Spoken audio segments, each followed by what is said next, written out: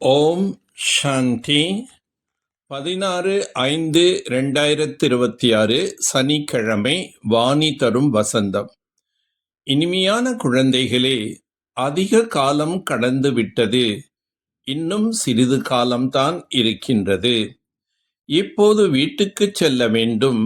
இந்த சீச்சி சரீரம் மற்றும் சீச்சி உலகத்தை மறந்துவிட வேண்டும் என்பதை சதா புரிந்து கொள்ளுங்கள்.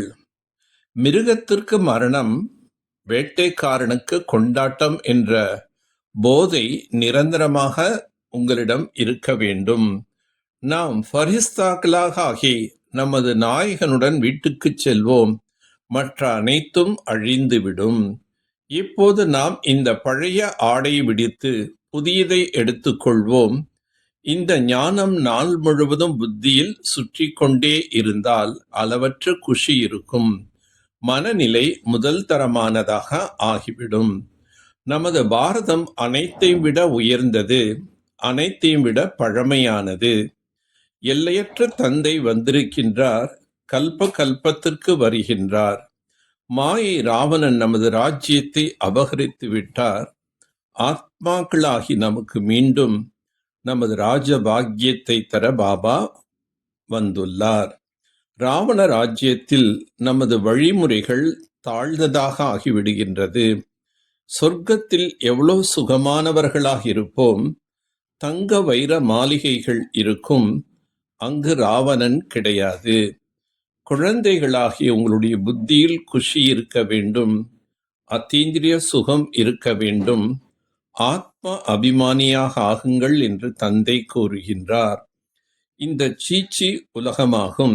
இதை பார்த்தாலும் புத்தியினால் மறந்துவிட வேண்டும். நாம் யாத்திரையில் சென்று கொண்டிருக்கின்றோம். நமது புத்தியின் தொடர்பானது பரந்தாமம் என்ற நம்முடைய வீட்டின் பக்கம் எப்பொழுதும் இருக்க வேண்டும். எல்லையற்ற ஆஸ்தி கொடுப்பதற்காக தந்தை வந்திருக்கின்றார். ஒவ்வொரு கல்பத்திலும் வருகின்றார். யார் இல்லறத்தில் இருந்து கொண்டு இதனை கேட்டு மற்றவர்களுக்கு கூறுகின்றார்களோ அவர்கள் பழைய குழந்தைகளை விட தீவிர வேகத்தில் சென்று கொண்டிருக்கின்றனர். புதிதாக வரக்கூடியவர்கள் மிகவும் தீவிரமாக செல்வதை காண முடிகின்றது. இதிலும் கன்னிகைகள் மிகவும் தீவிர வேகத்தில் செல்ல வேண்டும். கன்னிகைகளின் காரணத்தினால்தான் கண்ணையா அல்லது கோபால் என்ற பெயரும் பாடப்பட்டுள்ளது. குழந்தைகளாகிய உங்களுக்கு மிகுந்த குஷி இருக்க வேண்டும். நாம் யோக பலத்தின் மூலம் தந்தையின் ஸ்ரீமத் படி நமது ராஜ்யத்தை ஸ்தாபனை செய்து கொண்டிருக்கின்றோம். ஆகவே நமக்கு குஷி இருக்க வேண்டும். தந்தை தவிர வேறு எந்த மனிதனிடத்திலும் இந்த ஞானம் கிடையாது. அனைவரிடத்திலும் தந்தையின் செய்தி சென்றடைய வேண்டும். குழந்தைகளாகி நீங்கள் மிக உயர்ந்த சேவை செய்ய வேண்டும். இந்த கண்களின் மூலம் எதையெல்லாம் பார்க்கின்றீர்களோ அவை சத்தியுகத்தில் இருக்காது. உங்களுக்கு ஞானம் என்ற மூன்றாவது கண் இப்போது கிடைக்கின்றது. யார் ஆத்மா இந்த ஷரீரத்தின் மூலம் செய்கின்றேன் என்ற ஞானம் யாரிடத்திலும் கிடையாது. அத்தீந்திரிய சுகத்தை அனுபவம் செய்ய தேக உணர்வை துண்டிப்பதற்கான முயற்சி செய்ய வேண்டும். இப்போது வீட்டுக்கு திரும்பி செல்ல வேண்டும். ஆகையால் புத்தியோகம் வீட்டின் பக்கம் இருக்க வேண்டும். இல்லறத்தில் இருந்து கொண்டே இந்த ஞான படிப்பு படிக்க வேண்டும். டபுள் கோர்ஸ் கற்றுக்கொள்ள வேண்டும். ஞான குளியல் மற்றும் நினைவின் யாத்திரை செய்ய வேண்டும் மற்றும் பிறரை சேவிக்க வேண்டும். இந்த ஞான யோகத்தின் மூலமாக நீங்கள் மற்றவர்களையும் உயர்ந்தவர்களாக ஆக்க வேண்டும். மென்மை தன்மையை அற்புதமாக மாற்றி மாயை வென்றவராக ஆகக்கூடிய சக்தி ஸ்வரூபம் ஆகுக. சக்தி ஸ்வரூபம் ஆகுவதற்கு மென்மை தன்மையை அற்புதமாக மாற்றுங்கள். தன்னுடைய சன்ஸ்காரங்களை மாற்றம் செய்வதில் மட்டும் மென்மையானவராக ஆகுங்கள்.